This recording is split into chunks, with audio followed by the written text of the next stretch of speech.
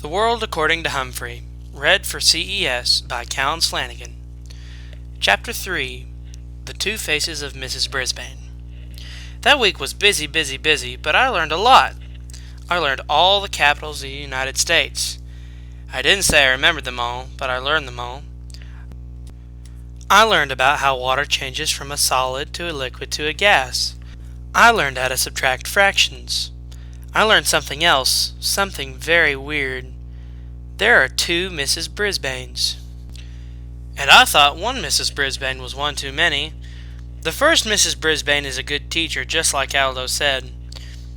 She's better than Miss Mac at getting AJ to lower his voice. She's better at getting Heidi to raise her hand before she blurts something out. Of course, nobody could get Speak Up Say to raise her hand or blurt anything out loud. Say is so quiet and gentle, she never gives an answer. If the teacher calls on her, she stares down at her desk without saying a word. But when it's Say's turn to clean up my cage and feed me, she holds me in her hands so gently, I feel like I'm floating on a cloud. "Hello, Humphrey," she whispers. "Your fur is so beautiful." I always feel calmer when Say holds me. She's so nice. I wish Mrs. Brisbane would leave her alone. Miss Mac hardly ever called on Say once she realized how shy she was. But Mrs. Brisbane calls on her all the time. She won't leave her alone. "Say, speak up, please. I know you know the answer," she'd say while Say stared at the top of her desk as if she were watching a TV show there. But I was shocked when Mrs. Brisbane got annoyed with Say. Sweet, shy Say, and said, "You will stay in during recess." Say still stared down without moving a muscle. But a minute later, I saw something wet drop from Say's eye to the tabletop. I hated Mrs. Brisbane. Of course, I don't go out to recess. In fact, I'm glad, since it's a great time to catch up on my sleep. So I was there when Mrs. Brisbane talked to Say, and I was all ready to squeak up on her behalf, if necessary. Mrs. Brisbane brought a stack of papers to the table and sat down across from Say. "Say, you think I'm being mean to you, don't you?" Say slowly shook her head no. I heartily nodded my head yes, but no one was looking at me. "But I wouldn't call on you if I didn't know that you know the answers," the teacher explained. "Look at your papers and tests. You get 100% on everything: spelling, science, geography, and arithmetic. Your vocabulary is excellent, but I've never heard you speak. Can you tell me why?" I checked my notebook and I was pretty impressed. I only got an 85 on the last vocabulary test. This girl is smart. Say still did not speak. "Say, I'm going to have to send a note home to your parents.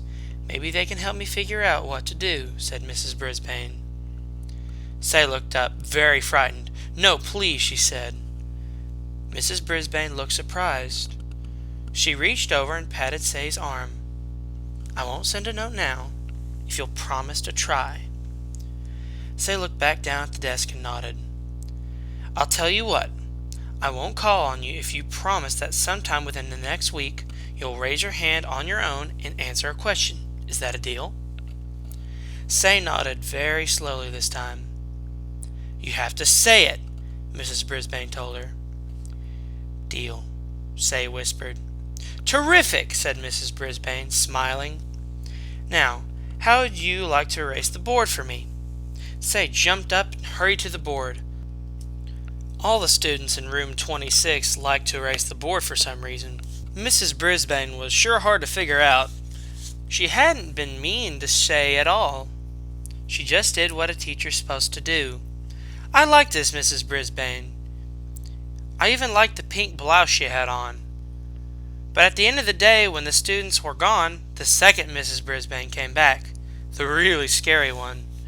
She straightened up the room and came over to the window to close the blinds. I could only hope that Aldo would open them for me later. She looked down and saw the table around me was messy. The bag of shavings used for my bedding had torn and bits of litter were scattered all over the table. Garth had done the cleaning and left the lid off my treats box.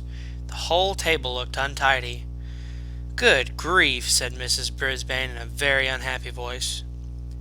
I decided to take a spin on my wheel. Usually that cheers people up, but not Mrs. Brisbane. She started to clean the table, getting paper towels and cleaning spray and muttering to herself the whole time. "Not my job," she grumbled. "These children are not responsible. All I need is somebody else to take care of some rodent." "Nobody says rodent quite the way Mrs. Brisbane does." Then she looked down at me with angry eyes and said, "You are a troublemaker, and somehow I'm going to get rid of you." Then she grabbed her purse and papers and stormed out of room 26. For once, I didn't mind being left alone. I didn't even mind the tick, tick, tick of the clock. I was just glad that the second Mrs. Brisbane was gone. I was worried about what she'd said, but I kept my mind occupied by practicing my vocabulary words until the light was completely gone. If Say got 100 correct, why couldn't I? Then I sat and waited. Suddenly, bright lights blinded my eyes as the door swung open and a familiar voice roared, "Never fear! Aldo's here!" Aldo rolled his cart over to my cage and put his face right down next to mine. "How's it going, Humphrey?" he asked. I tried to squeak out my story, but Aldo didn't quite catch what I was saying. "Whoa, pal. Something's got your tail in a tizzy. Well, this should cheer you up." Aldo reached into a brown paper bag, pulled something out, and dangled it in front of my cage. "Something to gnaw on, little buddy," he said, opening the door. "Joy, joy, joy! A tiny dog biscuit. One of Mrs. Mack's friends gave me one of these once. You can crunch on it forever. Ha ha!"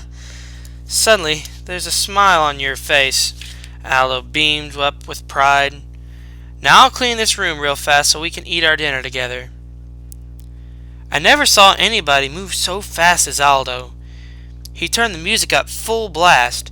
Then he mopped and polished and swept and scrubbed while I nibbled and gnawed on my biscuit. When he was finished, Aldo pulled up a chair to my cage and took out his big sandwich.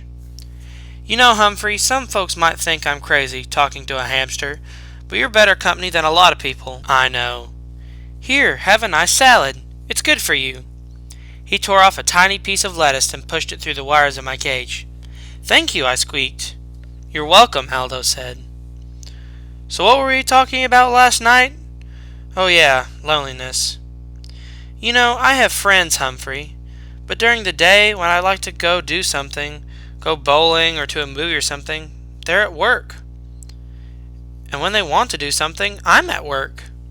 Of course there's the weekend, but I usually see my family, you know. My brother and his family, my nieces and nephews. I got a big family." Suddenly, Aldo bopped to the side of his head with the palm of his hand. "Whoa, Humphrey, I never told you. My nephew, he's in your class. Richie Rinaldi. He sits over there." He pointed to the far side of the room.